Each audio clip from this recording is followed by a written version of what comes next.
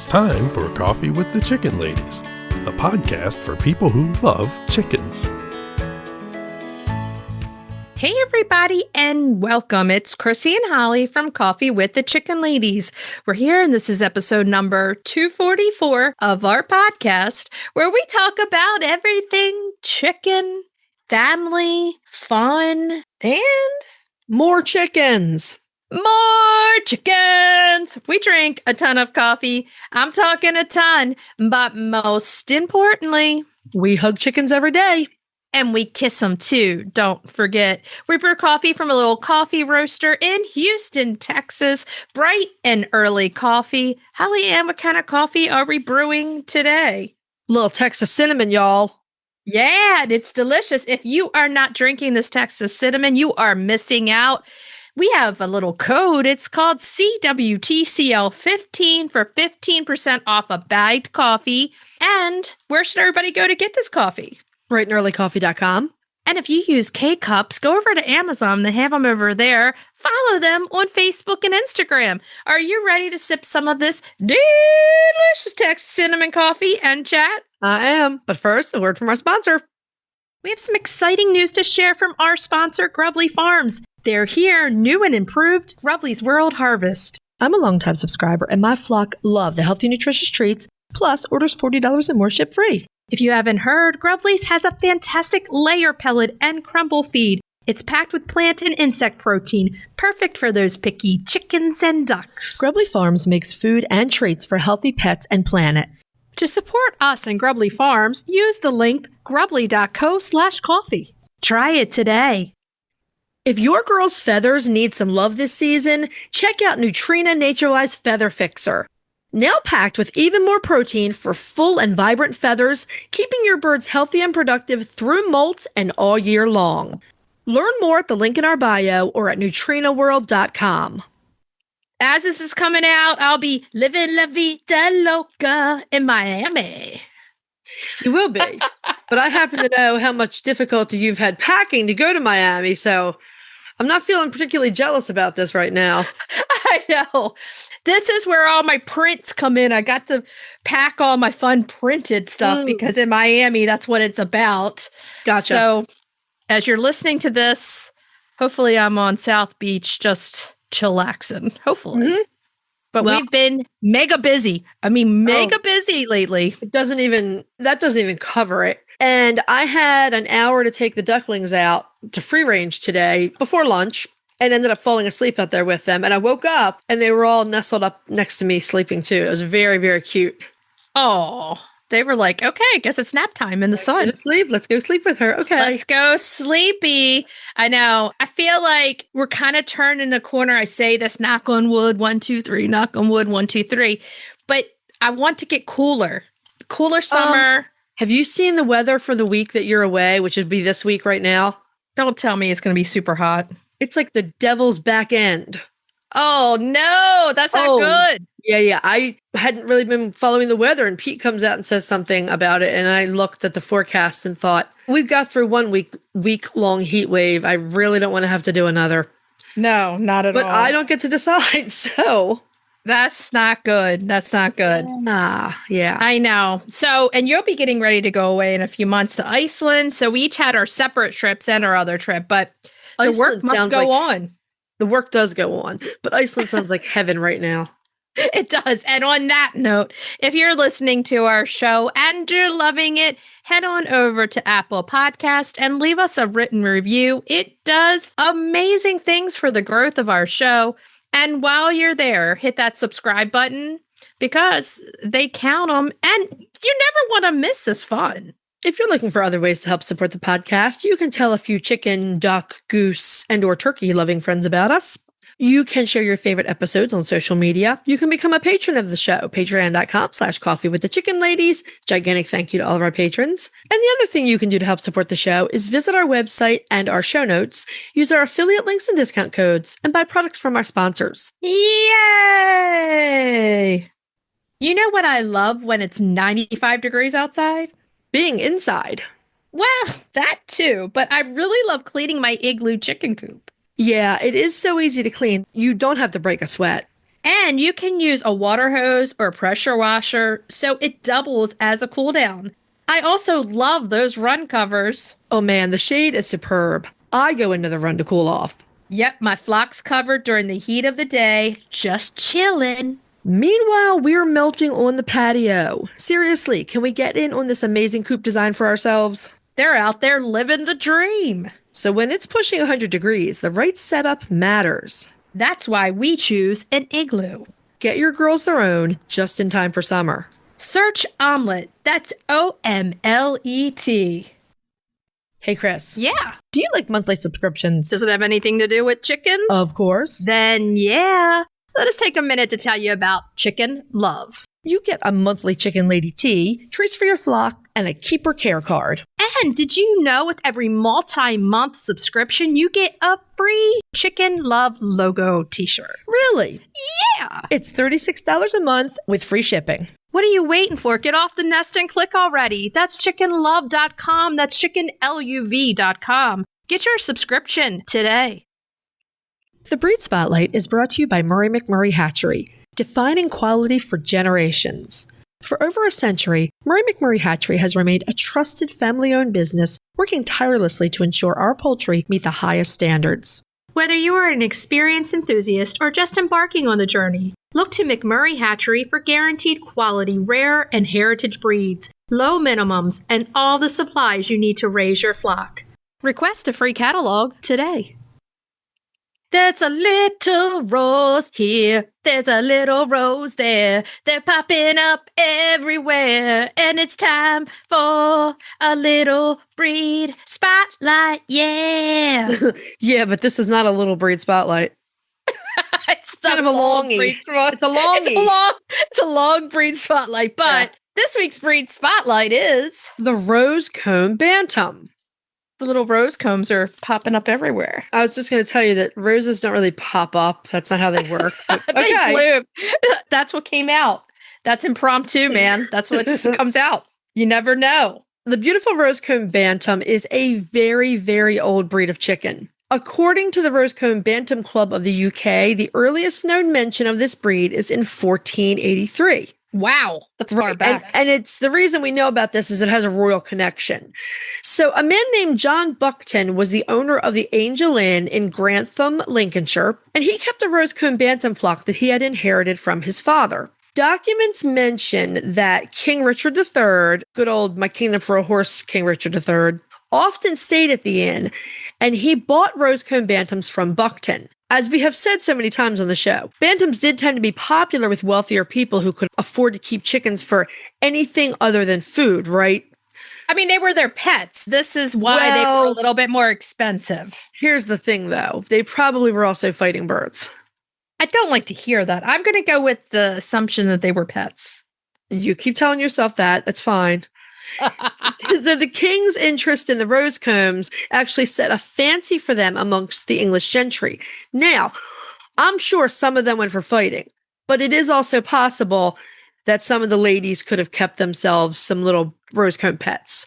They liked them because they were little. They couldn't do very much damage in the gardens. They could carry them around easily. And for all the reasons why people like them now.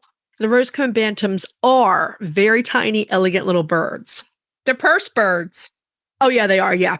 They are true bantams, and they were most likely developed in the UK along with some of the other very old breeds of true bantams, like the Nankin. The Nankins were formerly known as yellow bantams because at some point way back, you see this with these early birds. They have a name either from their geography or one of their features, like the Old English pheasant fowl. Something like that. The Derbyshire redcap with that giant red comb. Nankins are yellow, so yellow bantams. These pretty birds have teeny little pretty rose combs, hence Rose Comb Bantam. Exactly. Makes it easy to remember them. It does, yeah. They're just regular names, but they tell you exactly what the bird is. So at some point way back in history, the foundation birds for these bantams must have arrived in the UK from China or another part of Asia. But as far as we know, there are no known records that exist with this information. Also, even though it does tell you exactly what you're looking at, the name can be a bit confusing to modern chicken keepers because there are several breeds of bantams with rose combs. But this is a distinct breed. They are the Rose Comb Bantam. Now, we know that the rose combs were here in the U.S. in the 19th century, but we don't know when they first arrived. They were definitely entered into the first U.S. poultry show in Boston in 1849. The Rose Comb Bantams were accepted by the American Poultry Association and appeared in the first printing of the Standard of Perfection in 1874. The black and the white were both in the 1874 Standard of Perfection, and then the blue was accepted in 1960. Talk about a gap. Oh, yeah. The British Poultry Club also accepts these three colors, as well as a bunch of other ones, including the birchen, the black-breasted red, and the Colombian. Look at that Colombian popping up in there. Colombian pops up more times than you really realize. Right? We have a really, really interesting Patreon episode about the Columbia pattern, all the history behind it. Yeah. Maybe we'll have to do it as a main topic someday. The American Bantam Association, of course, they also accepted the Rose Comb Bantam, and they have 26 different colors. Oh, here we go. And this includes the porcelain, the lemon blue, the barred, the buff, the mottled, creole, the red pile, silver duck wing, the blue red, the ginger red, the millefleur, and the exchequer. And I would be all over a Rose Comb exchequer bantam. I need that in my life. Could you see them in your flock? I'm sure yeah, I really could. I absolutely could. You haven't asked me that a lot lately. Well, because I kind of know the answer to all of it, but I still like to just...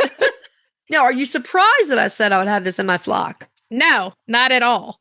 Not at all. Now, we named all these colors, and they're all amazing, but apparently some of these color varieties have not been seen in a long time, giving rise to the fear that some of them may have disappeared. That would really be too bad. This is why we talk about this all the time. I'm going to say it till I'm blue in the face. Availability is why these chickens have problems going extinct and different color patterns. If they're not available for mainstream public to get them, then they're not going to get them. I mean, it's as simple as that. People don't really... And they want to go to the feed store to get their chicks. They want to do these. They want to get it from the hatcheries. But if they don't have them... The birds you get at the feed store have to be robust enough that a hatchery can produce them and ship them. Right, exactly. So, and the little bantams, a lot of times they get to the feed stores and they're just a thing of mixed bantams. You don't even know what you're getting at that point. So it's really difficult to kind of say, okay, let's put this bird in here and do a whole bunch of breeding and so this is where conservation breeding is immense. Right. If you are listening to this and you look up this little chicken and they just win your heart over, start a conservation breeding project because they need it. I will tell you from doing the Nankins that it is a lot easier with a bantam because they do take up so much less room. Yeah, they're tiny. They're 1 pound. I mean, come on. It's not surprising that these beautiful little birds have been popular for shows and, exhibiting. Lewis Wright, good old Lewis, he cautioned his readers that there was a lot of fakery in the Rose Comb Bantam show circles. That fakery? Oh, fakery. My goodness. He felt that it was too easy to create a fake Rose Comb Bantam from other breeds instead of sticking with true Rose Comb genetics and taking the time to develop the bloodlines to breed standards. I can see that, right? I can see that. My God, what was he thinking? My God, man. Apparently the Hamburgs... Remember, they have a Rose Comb. Apparently, the Hamburgs were one of the breeds that people would use to cross with Rose Comb Bantams to create the appearance of show quality. Then you get into this time-old debate. Which is more important, the appearance of the bird or the DNA? If it looks like a Rhode Island Red, is it a Rhode Island Red? I'm always going to say, and you're always going to say the same thing, you test that DNA. If that's not a Rose Comb Bantam, then that's not a Rose Comb Bantam. DNA, man. A 1901 publication by Roger Henshaw does note that there were problems with too much inbreeding back then in the 1800s. And he also notes the same thing, that the Hamburgs were frequently used for outcrossing. So this was an outrage back then. Some of it was, I think, of necessity because they didn't have enough numbers. And some of it was Lewis Wright's fakery. So that's where we are. I mean, they were just in little laboratories, like, let's cross that hambugs with them to get the rose combs. What? You turn into a mad scientist chicken breeder over there. Okay. Let me step out of my mad breeder over here. They have a rose comb. Of course, it's in the name. And it's similar to the rose comb on the Dominique, but smaller and finer. Of course, we're comparing the rose comb to the Dominique because we have to mention Dominique in as many episodes as we possibly can. Now it's on. Now it's going to happen over and over. There's going to be a lot of Dominique talk on this show. Some people got a problem with my Dominiques. No, I was like, how many times can we slip the Dominique in a breed spotlight? You watch. I will show you how many times. They have long toenails, just like the Dominique. They have one feather on their tail, just like the Dominique. Dolly does go down to one feather when she's molting. Of course. Don't dare me, because it will happen. Okay, so yeah, they do have a smaller, finer rose comb and closer to the head, ending in the tapering spike. That little spike they have. They have red faces, white earlobes, rounded wattles, dark eyes, and dark slate colored legs. White rose combs have white legs. So listen, there is a little difference in there in the leg colors. They're well-balanced bantams with nothing out of proportion and very proud air about them. That's what the bantams kind of, they put their heads up super high. They're little, but they're really proud. They are tiny. Hens are 22 ounces and roos are 26 ounces. Now, that is 1.6 pounds and 1 pound, 10 ounces. You can get a bottle of Pepsi bigger than them, I think. Think so. Or maybe Dr. Thunder. You can get some Dr. Thunder or Twister Up. If you shop in the discount sections of the soda aisle. Okay, so the hens are fair layers of small white eggs. I mean, if you're weighing in less than 2 pounds, they're going to be smaller eggs. Yeah. These are good for sliders. These are good for little appetizers, all those different recipes. My favorite fried egg sandwich is 2 Nankin eggs. The yolk to white proportion is really nice, and they're delicious. They're just my favorite fried egg sandwiches. Anyway. That's cool. They give you maybe about 2 eggs per week and stop laying when the weather is cold. Low numbers of eggs are an issue for rare breeds that are not easy to reproduce. Right. So listen, they're going to be a companion, a pet, a conservation breeding project. Just sweet little birds. This is a TLC project. I mean, you really have got to take some time with these birds. Yeah. I mean, we read in a few different sources that they're not the easiest to hatch and raise. I mean, look, they're going to be super tiny. Both Roger Hernshaw and Lewis Wright, of course, also said this. Lewis Wright has to have something to say on everything. Most of the time he's right. So when it comes to chickens. But that being said, they were saying this over 100 years ago. So this is a problem that persists with these little bantams. I would love to see a debate if we could bring Lewis Wright back between you and Lewis Wright. What am I debating him on? I don't know. No, I wouldn't be debating him on chickens. I would be debating him on social issues of the day and things of that nature. Not on chickens. Pay money to see it. I would just be sitting there with my popcorn. Debate like social Joe issues. Was, people like Joe before. was in Iowa eating the popcorn. No, I'd be like, one for Holly Ann, one for Lewis Wright. Who will win this debate? It wouldn't be fair to the poor man. Women don't act the same now as they did in 1898. He would be, my God, what is this woman saying? I'd be like, hey, dude, mind your business. Sit down and shut it. It would not end well for any of us. It would not. Okay, Rose Comb Bantams. Let's get back to Rose Comb Bantams. So, wait a minute. Essentially, it sounds like they're not a beginner's breeder project. This is what we're saying here. And they also need someone dedicated to take on long-term preservation breeding because you're going to have some ups and downs with this little bird because they're tiny and they're hard to hatch. So you're going to have to be patient. Right. And someone who has the patience and the love for the Rose Comb Bantam. Right. That's So, you're going to have to gather. If they're only doing 2 eggs a week, you're going to have to gather and store the eggs for a proper clutch. You're going to have to find a lot of different bloodlines if you can. I mean, if you did decide you wanted to take on this breeding project, call the Livestock Conservancy or throw an email that way because they will help you with this kind of thing. They will. Should I send a message for you that you're on? You're going to take on this breeding? No, that's not happening right now. Do I have to remind you about the project we're doing right now? We have lots of projects. We're always busy. The beautiful Rose Comb Bantam. I just love these little birds. I think they're charming. They are largely unknown in the backyard chicken community. As we said, accessibility. They do tend to make very good pets. And like I was saying before, they take up less space than standard breeds. I mean, my bantams are in walk-in omelet runs. It's plenty of space for them. In fact, sometimes they get jungly in there.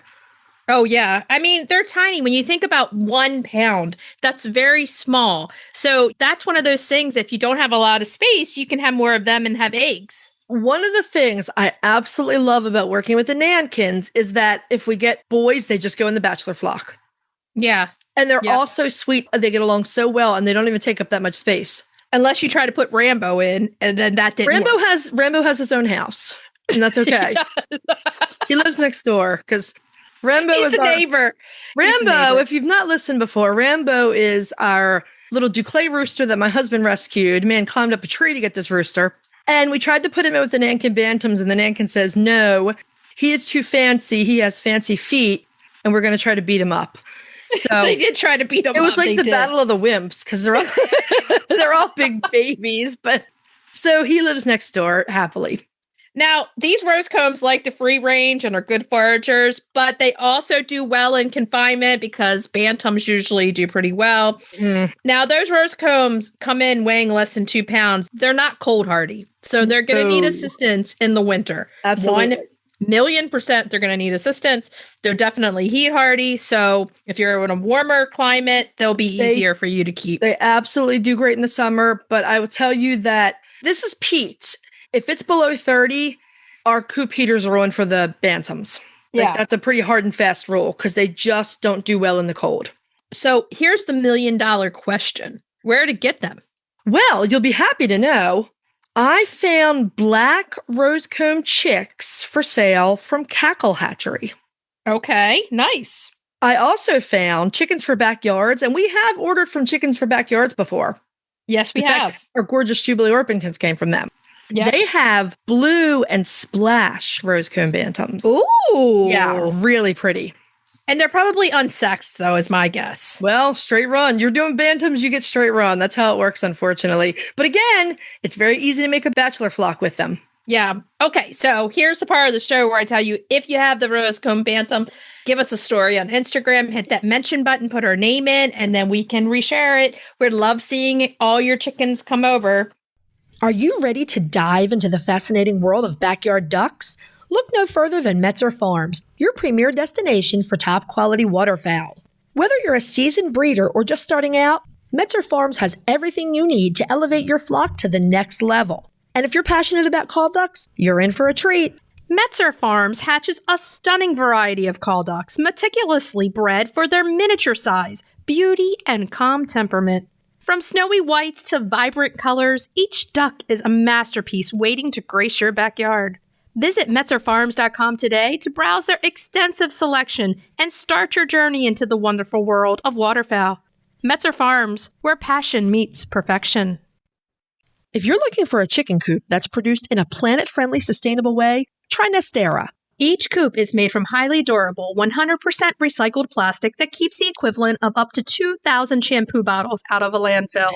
Their clean, modern design will fit into any garden or run area and comes with an industry-beating 25-year warranty and a range of handy accessories. Simple to put together, so quick and easy to clean, and most importantly, red mite resistant. Your chickens will love it. Quick shipping from Nestera US. For a 5% discount, use the affiliate link in our show notes, on our website, and on Instagram. Link in bio. Check them out today. Hey, backyard chicken lovers! Did you know going corn-free in summer can help your flock stay cool and healthy? Corn creates extra body heat, and when temps rise, that's the last thing your girls need. That's why we love My Girls chicken treats. They're packed with healthy proteins, vitamins, and absolutely no corn or soy. Just wholesome, crave-worthy ingredients your chickens will go wild for. So skip the corn, beat the heat, and treat your girls like the queens that they are. Love My Girls treats. Available online or at a retailer near you. If your girl's feathers are looking a little ruffled, don't worry. Neutrina's got them covered. NatureWise Feather Fixer is now packed with 20% protein. More protein supports full, vibrant feather regrowth during molt, helping hens stay healthy and productive all year long. Because when your hens look and feel their best, they lay their best through every season. Want to learn more? Go to the link in our bio or head to neutrinaworld.com. So, are we ready to move on to main topic? Yeah. Yeah. Yeah. Now, our guest this week is us. Welcome to the show. It's good to see you. Welcome. Okay, so this week's main topic, we're going to take a deep dive into dust bathing. Well, it's a thing. It is a thing. And I know we have some listeners who don't have their chickens yet. So what does dust bathing look like when you say it? This is what I call chicken TV for dust bathing, because dust bathing is one of these things that you can kind of sit and just watch. They're rolling in the dirt. They're kicking their feet. They're doing anything they can to get the dirt in between those feathers. Rub their head in it. Yeah. So it was so funny.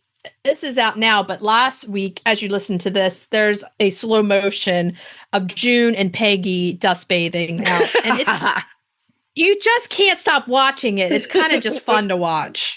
Dust bathing is fun to watch. Now, dust bathing is 100% natural behavior for chickens because chicks hatched in an incubator will start displaying dust bathing behavior a few weeks into their life. You won't see this unless your babies are on shavings or hemp, or you have them outside in a space with dirt or other easy to scratch material. I love seeing babies when you put them in the grass and they go to that one little dirt spot in the grass. They're little babies and they start kicking.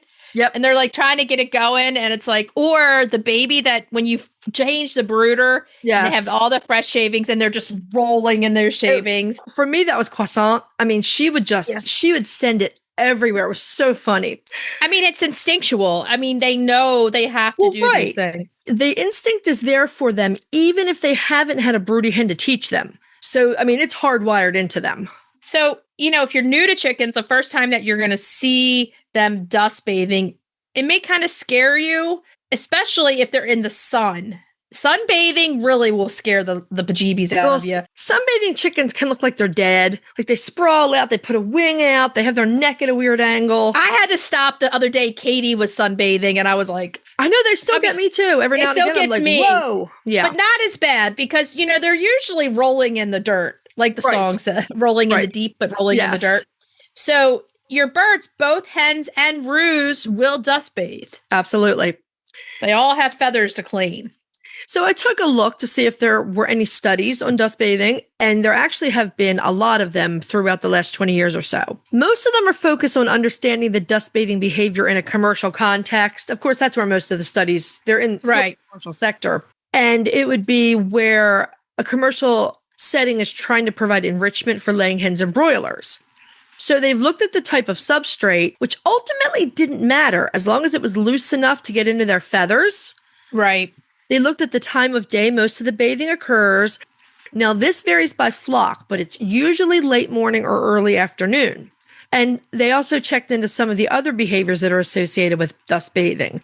They found that hens really, really wanted to get to the bathing spot if there was one available. And no surprise, when the hens' access to this area was restricted, they were stressed. Yeah, we have June and Peggy. I have June and Peggy in the garage for various reasons right now. I bring them out every morning with me and they free range while I take care of everybody else. And they always run to the same spot and dust bathe. Yeah. So it's like they know the spot, they know the dirt's good. They usually try to get the softest, I feel like, the softest dirt. Yeah, because they can move it the easiest. Yeah. Yeah.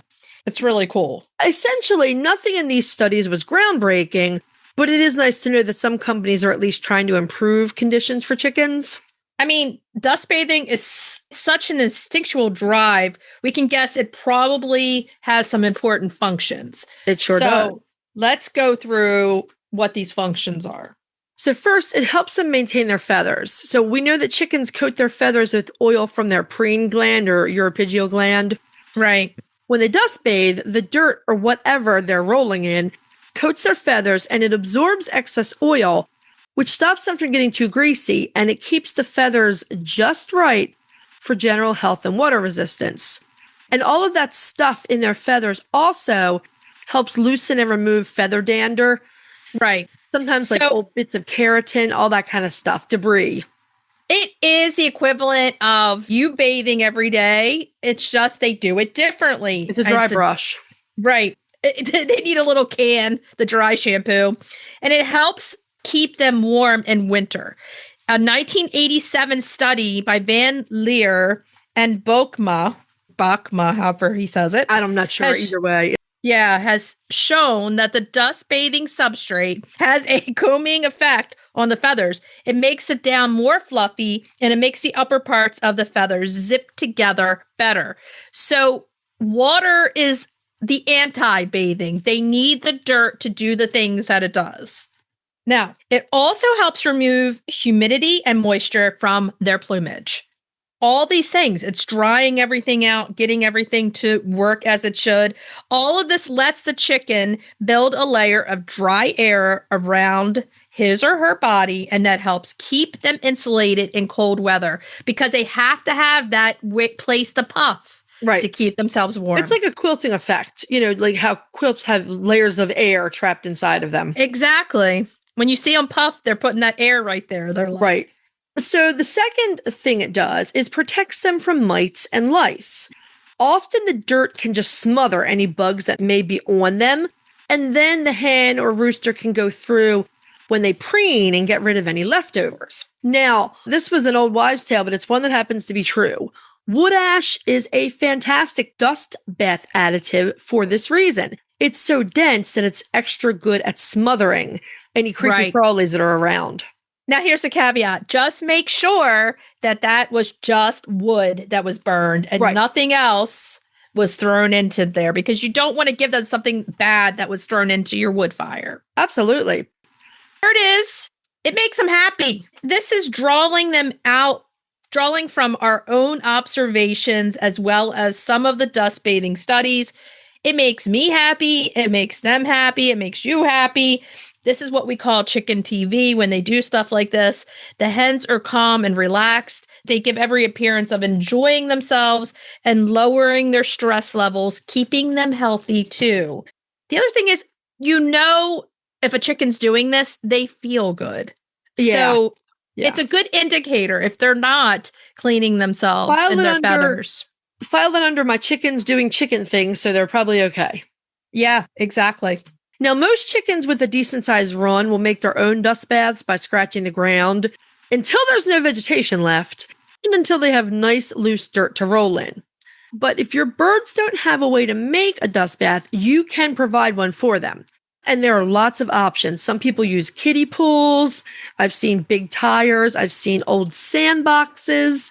And then you get to customize the mix for them. So you can add topsoil, maybe a little bit of sand to keep it light, some diatomaceous earth, wood ash, some very fine sawdust. Some people add herbs. Oh, yeah. That's really good. I mean, there's a lot of things that you can add to make them feel good and do good things for their feathers and their skin. There are also some commercial options on the market that make it easier than ever to provide a good dust bathing setup, and we'll talk about them in a while here. Now, special needs and geriatric birds, they may need help with dust bathing. Holly Ann, you had Esther, who needed help with dust bathing. It's really important if your chicken is unable to do this on their own and their special needs that you assist them, because it's important for their health to be able to bathe. Right. I used to just take her out in the grass with a bag of the mix, but you can put them in a tub, any place where you have really nice loose substrate. Right. And I would just sprinkle the dirt and the dust bathing stuff through her feathers and rub it in a little gently. If your hen is unable to shake it off herself, you can shake out their wings and their feathers, fluff their feathers. And sometimes there's a coating left like on top that you can just wipe off of them. Right. And they really appreciate it. Plus, if you're doing this with a special needs or an elderly chicken, you can take the time to look closely for any mites or lice and treat accordingly. Because any bird who is sitting in one space for any long period of time, they're more of a candidate for mites and lice to move in. Right. And when birds get maybe one on them, they're going to dust bathe and kill it pretty quickly so that you're not going to worry about it overgrowing. Right. So the dust bathing is really, really important. It's not just fun to watch. It's one of our keys to watching to make sure your bird is healthy, that they're doing this. If they're not doing this and you're seeing the feathers look messed up and everything else, then you want to look a little closer and see if there are other problems with them. Yeah. So it's one of those things that are so simple, so natural, but it is one of the things that are so fun to watch them do. And I know your birds do this too, but in the winter, if the ground is covered, they'll wait until I clean the coop and there's fluffy shavings down there and they all run into the coop and dust bathe. They do it every week when I clean the coop because all the pine shavings go on the ground. Yeah. And so as soon as I take the old shavings out, it's like 10 chickens are in there, just everybody rolling in the shavings. So it's fun for them and healthy. Our friends at Good Eggs solved the age-old question of how should I wash my eggs? They're chicken people just like us who created the original silicone egg scrubber. Both Chrissy and I use their brush and natural enzyme wash every time. It's a total game changer. It makes cleaning eggs so much faster and easier. Plus, they have a lifetime guarantee. Good Egg is a small family business right here in the U.S., and they donate 10% of all profit directly to folks affected by cancer. Go check them out at goodeggstuff.co. That's goodeggstuff.co. Tell them Chrisie&Holly sent you. Okay, are we ready to move on to Cracking the eggs? Cracking those eggs. Now, we're going a little savory this week. Savory corn and blue cheese scones. Oh, yeah. Because it's corn season in Maryland. And it's cold. It's cold. This is a great recipe to use up any leftover ears you may have. You know, sometimes you cook a big batch of corn on the cob and you have some leftovers. Oh, yeah. This is great for that. These scones are a great accompaniment to a bowl of soup or a plate of scrambled eggs and veggies. My husband came out and sniffed the air and said, "What is that?" And I told him, and he said, "Like cheesy brownies." Does Pete like blue cheese or no? Honey, do you usually like blue cheese? He says he doesn't know, but he likes these scones. I'll tell you that. So he likes blue cheese. You can chase. I use gorgonzola, so, you know, a strong blue cheese. But if you don't like blue cheese, you can use cheddar or another cheese of your liking. And as always, we include gluten and dairy-free substitutions. Okay, so let's go through this ingredient list. 2 cups of all-purpose flour or gluten-free 1-to-1. 2 teaspoons of baking powder. We want that rise. 1/2 a teaspoon of salt. 1/8 of a teaspoon of ground pepper. I was just getting ready to say you didn't put white on here. Well, I mean, I'm leaving it up to people. Use what color pepper you want. It's fine. 4 tablespoons, that's 1/2 a stick of cold salted butter or non-dairy free, cut into pieces. 1 cup of fresh corn kernels. If using frozen, look for the smaller sweet white corn type of corn that you're going to use. You don't want any big, nasty, huge, gigantic kernels in there. You want smaller ones. I want the big kernel, man. No, you don't. No. 1/2 a cup of blue cheese crumbles. 1 tablespoon of chopped chives. 3/4 cup of heavy whipping cream or the dairy-free equivalent, and 1 large egg. The egg was at the end. Yeah, it goes in almost last. You're going to preheat your oven to 350 degrees Fahrenheit, and you're going to line a rimmed baking sheet with parchment paper. In a large mixing bowl, you're going to combine the flour, baking powder, salt, and pepper, and whisk it together well. Then you're going to use a pastry blender and cut the butter into the flour mixture until it resembles coarse meal. Add the corn, the blue cheese, and the chives, and stir it all together to blend. Now, in a 1 cup measuring cup, you're going to break the egg into it and beat the egg.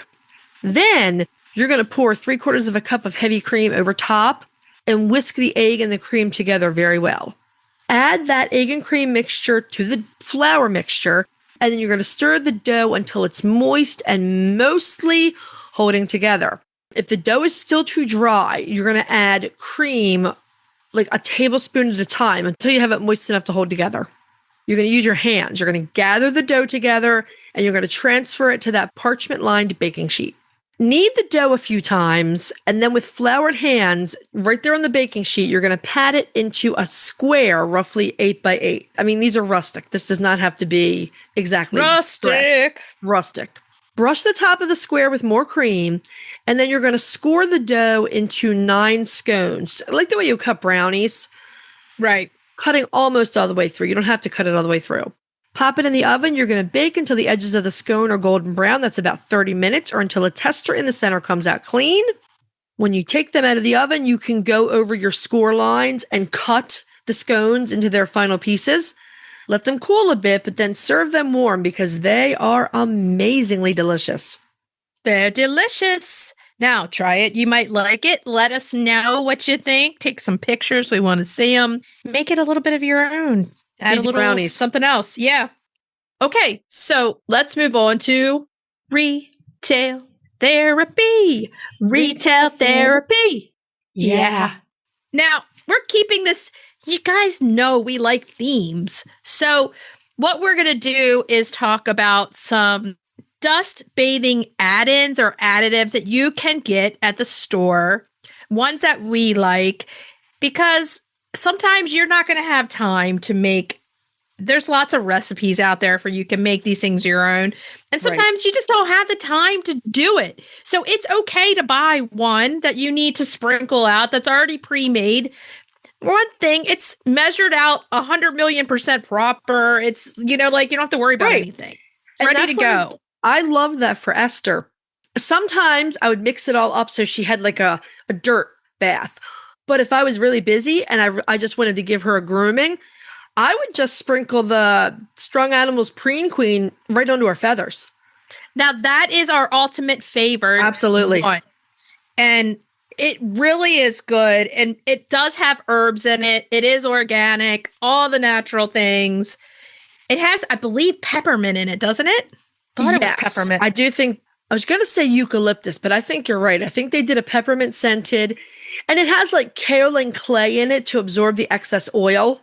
Right. Out of their feathers. It's really good stuff. It's amazing. It's priced somewhere between $15 and $20 for a big tub of it. It's not too badly priced. It lasts a long time. It does. It does last a long time. That one's one of my favorite. You can get it over on Chewy or Amazon. Right. So those are really good.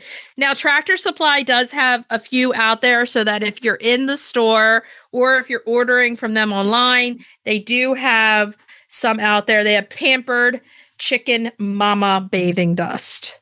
Mm-hmm. And that one is another one. Now, this one is a little more expensive. It's about $50 for this one. So let's just see what they actually have. It has herbs in it, non-GMO, and it's a lot of herbs. And for 10 pounds, it's about $50. Now, if you think about 10 pounds worth of dust bathing material, that's a lot. Mm-hmm. It'll last you a long time. Yeah. Yeah. I mean, unless you're making like dust baths for 100 chickens, that's another matter. For 100 chickens. So what you can do is just Google it, look through all of them. Like we said, our favorite is Strong Animals. That's the one we actually use all the time, the Preen Queen. And I know there are several out there. And I haven't tried that many of them because I like the Preen Queen so much. Right. After Esther passed away, I just took it out and added what was left of it to the dust baths for all my laying flocks, and smells good. They loved it. You can put it right under the coops because a lot of them go under the coops where the dirt is soft and it's not getting really wet. Right. And you can just throw it there or different places that you see it. But yeah, you can't really go wrong with any of the Strong Animal Chicken Essential products. They're amazing. They're natural. They're organic. They're all the good things. So check them out. Check out. If you have your own favorites, let us know. We'd love to hear about them. Yeah, send us a message. We definitely love to hear about it. Now, should we tell everybody what we're going to be talking about next week? Next week is a quacking good time. Ha ha ha! We are spotlighting the beautiful Ancona duck. Yes, we are. Lisa Steele joins us. We're going to be talking about starting a farm or a homestead for all of you newbies who have been getting ready to dip your toe in. There's some good sound advice here. Definitely. Cracking the eggs, some delicious sweet and sour fried eggs. Got to try that one. It's really good. It sounds delicious. Retail therapy is a listener request. We are doing chicken coffee table books. Yes, that was definitely a request. Okay, so what should we tell everybody to do until next week? Hug your chickens, ducks, and geese. Every day and kiss them too. We'll talk to you next week. Bye-bye. Bye. If you'd like to see more of us, please follow us on Instagram at Coffee with the Chicken Ladies. If you'd like to help us grow the podcast, please leave us a written review on Apple Podcasts. If you'd like to become a patron of the show, please visit our Patreon page, patreon.com/Coffee with the Chicken Ladies. Thanks for listening.